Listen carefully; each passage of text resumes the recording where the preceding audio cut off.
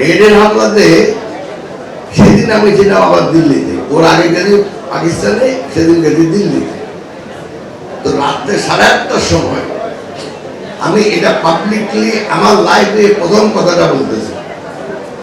এর আগে কোনোদিন আমি এই জিনিসটা কোনোদিন পাবলিকলি বলি নাই, কিন্তু আজকে আপনাদের যে কর্মকাণ্ড আমি দেখতেছি তাতে আমার মনে হয় এটা আপনাদের শোনা উচিত। এবং সৌভাগ্যবশত দুই নেত্রী এখন জীবিত আছে। যদি একজন মারা যেত, আল্লাহ না করুক, তাহলে বলতে পারতেন যে ভাই উনি মিথ্যা কথা বলতেছে। তো আমি দুই নেত্রীকে মনে রেখেই আমি কথাটা বলতেছি।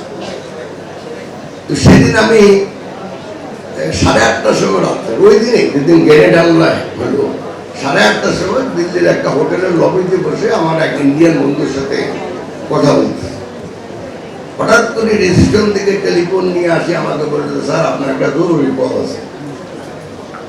তো ওই টেলিফোনটা করার পরে উনি বললেন যে স্যার ম্যাডাম কথা বলবে। তো এটা দুঃখের বিষয় বা সুখের বিষয়, যাই হোক, আমার বাড়িতেও যখন অপারেটর কল করে তখন কথা ম্যাডাম কথা বলবো। তা আমি বলছি আমার বউ টেলিফোন করছে, তো ওই বেটারে একদম রাখো, এখন কাজ আছে, আমি পরে কথা বলবো। তো উনি বলে স্যার স্যার প্রধানমন্ত্রী কথা বলবো। তাহলে ভাই আমি ম্যাডাম কোন আমি প্রধানমন্ত্রী বলতে আপনার অসুবিধাটা কোথায়? যাই হোক আমি টেলিফোন ধরলাম। তো তখনকার প্রধানমন্ত্রী আমাকে বললো আপনি কই? আমি বললাম যে আমি তো দিল্লি। বলে তো তাহলে আজকে রাত থেকে আসতে পারবেন? আমি আজকে তো ফ্লাইট নাই, তো আমাকে তো কালকে আসতে হবে।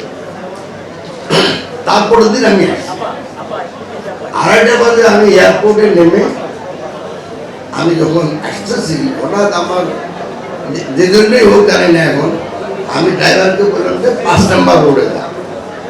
অর্থাৎ তখনকার বিজেপির নেত্রী শেখ হাসিনার ভাষা ধরো। তা আমি সেখানে গেছি, উনি সবাইকে বেড টেড করে দিয়ে অনেকক্ষণ আমার সাথে কথা বললো, প্রায় ঘন্টাখানেক ছিলাম। তারপর সেখান থেকে আমি বাসায় আসতেছি। আমি যখন পার্লামেন্ট ভবনের সামনে আসি, তখন প্রধানমন্ত্রী অফিস থেকে আবার কল করছে, বললো যে প্রধানমন্ত্রী নিজেই এখন টেলিফোন বললো যে আপনি কই? আমি বললাম যে আমি তো আসছি, আমি ওই বিরোধী দলের নেত্রীর কাছে গেছি, এখন আমি বাসায় ফেরত যাচ্ছি। তো বল একটু রাগ করছে যে আমি আপনাকে ডাকলাম, আপনি আমার সাথে কথা না বলে ওখানে গেলেন।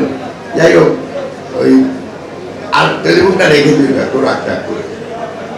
তারপর টাইম দিল আমাকে 2টায়, আমি উনার অফিসে গেছি।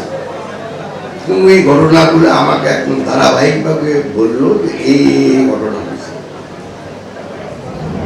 তখন আমাকে বললো যে একটা কাজ করেন, আপনি এখন তার কাছে যান, তাকে একটু বুঝাই বলেন। তো আমি বললাম যে ম্যাডাম তাহলে আগে গিয়ে তো ভালো করছিলাম, আগে যাওয়াতে তো এখন আমার যাওয়ার কোনো অসুবিধা নেই। তখন উনি মুচকি হাসিটা বললেন যে হ্যাঁ মনে হয় ভালোই করছে। ওই দিন থেকে, ওই 25 তারিখ থেকে 3 তারিখ পর্যন্ত আমার যতটুকু খেয়াল পড়ে, আমাকে আগে 5 বার আমাকে উনি পাঠাইছে।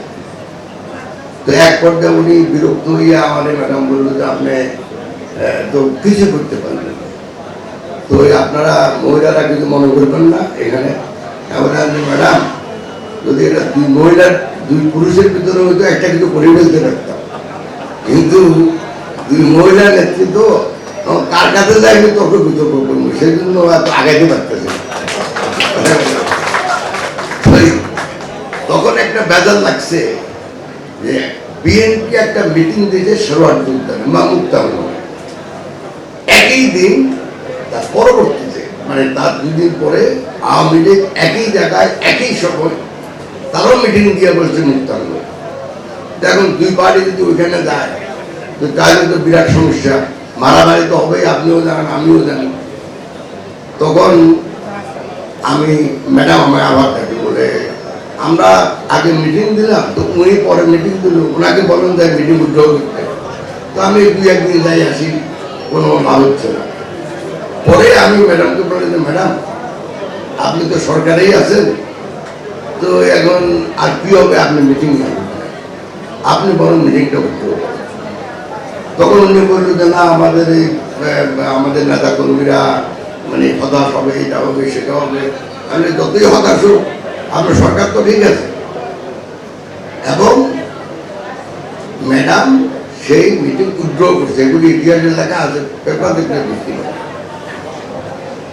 তো কথাটা এই জন্য বললাম যে চেষ্টা আমরা যারা যদি যতটুকু আমাদের সামর্থ্য আছে আমরা আগেও করছি, কিন্তু দুঃখের বিষয় হলো যে দিন দিন কিন্তু ওই বিভক্তিটা আরো বেড়ে গেছে, এবং এই বেড়ে যাওয়ার পিছনে হলো আমাদের রাজনীতি।